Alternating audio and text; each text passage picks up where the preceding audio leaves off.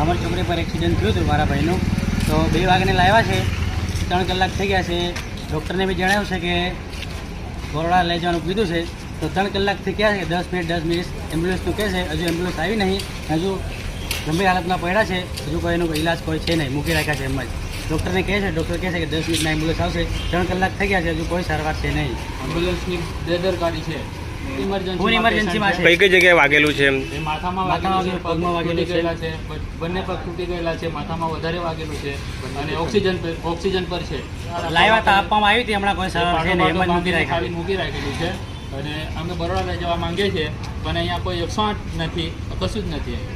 3 કલાકથી અમને આવે છે. અમારો પ્રશ્ન એવો છે, આટલું મોટું હોસ્પિટલ છે, તો હોસ્પિટલમાં એક જ એમ્બ્યુલન્સ છે.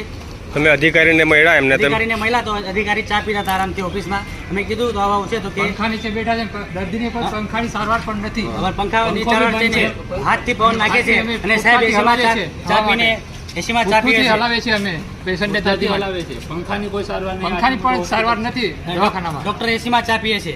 કેટલી બધી બેદરકારી છે આ સરકારની.